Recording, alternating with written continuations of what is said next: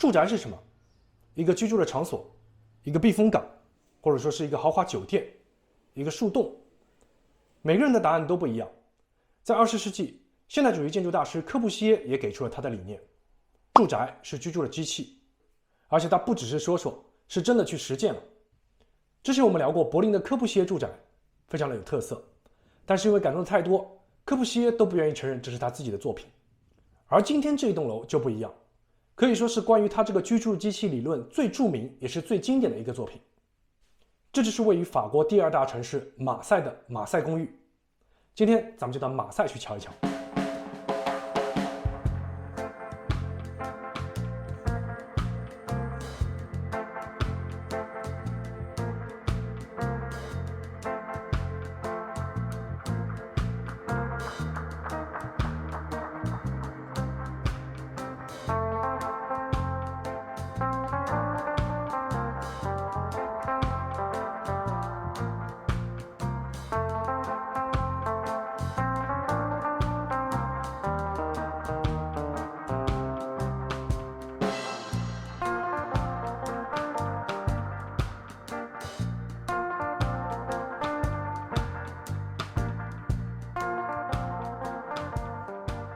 马赛公寓是一个非常成功的建筑，从它建成起直到现在都被很多建筑师所效仿。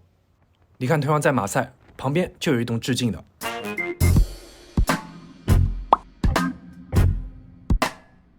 关于居住机器的理论，咱们之前在柏林的柯布西耶住宅中讲过，简单再提一嘴，这是把所有跟生活有关的功能全部都放到一个建筑里面，建筑就可以看作是给人们提供各种生活功能的机器。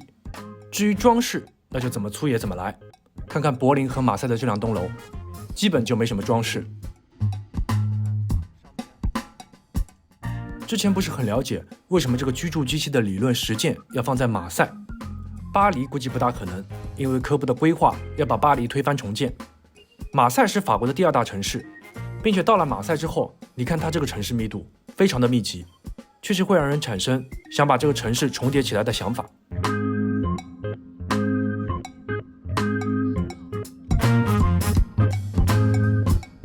接下去我们走进马赛公寓看一下，这个规模明显比柏林那个要大好多。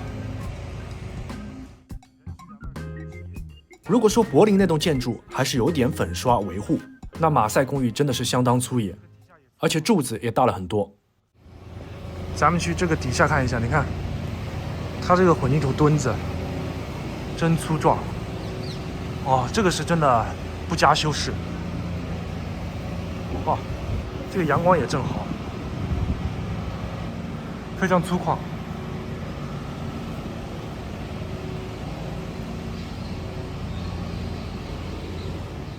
大厅非常的明亮通透，运用了一些柯布西耶的色彩体系。同样的，墙面粉刷是不可能的。科布的色彩体现最充分的，当然要到建筑里面去看一下。咱们到楼上去看看。这里有个酒店，柯布西耶酒店，上面有一些公共区域是可以参观的。里面还有一个以柯布西耶命名的酒店。今天天气正好，然后阳光进来的时候感觉特别棒。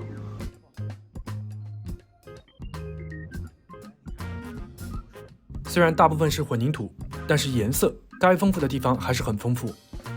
靠外侧是一条2层通高的公共长廊，这和外立面也是对应起来的，就是外面有格栅的位置。这里的风景非常的不错，灯具也设计过。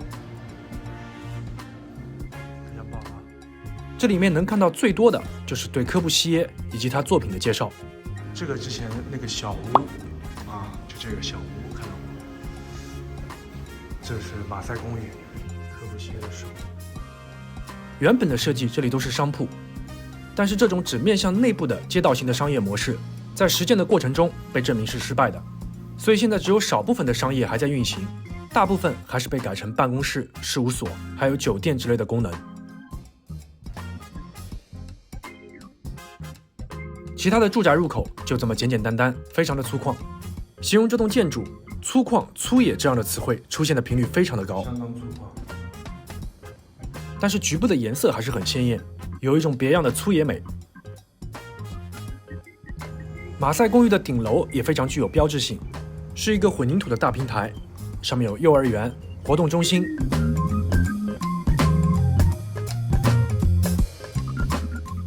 现在有一部分区域是封闭起来的，另一部分的室内大多是用于艺术展览，而敞开的部分也被用作健身场地。上面有很多人在健身，风景也非常的好。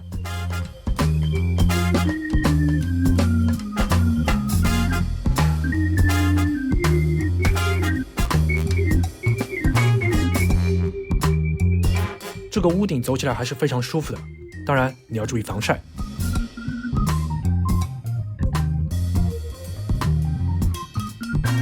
马赛公寓给人的印象就是体量非常的大，而且更加有力量。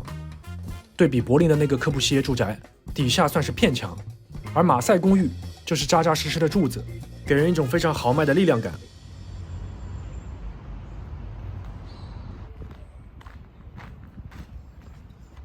上去看看。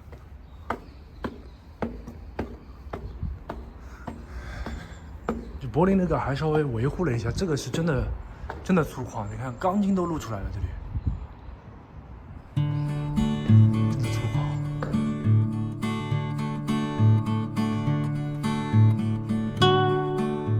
你说这栋建筑精致吧，搭不上边，就是粗野，没有什么花里胡哨的东西。你看这个立面，这一面石墙，你说它无聊吧，里外都有不同的颜色，立面也会有一些变化，甚至还有点有趣。马赛公寓，看完了这栋建筑，大家喜不喜欢？评价怎么样？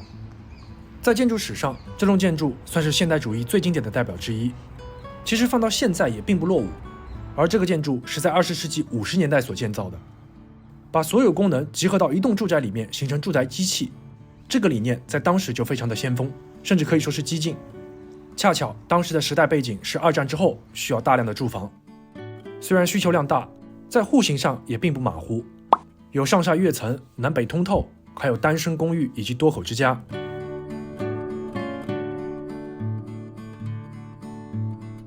而且科布所设想的充分感受自然、阳光这样的理念也得以实现。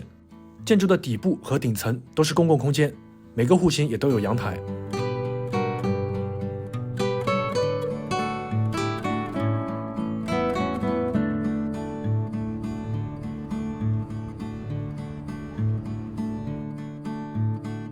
最后还是得问个问题，如果是你愿意住在这样的公寓里面吗？好了，以上就是本期视频的全部内容，下期再见。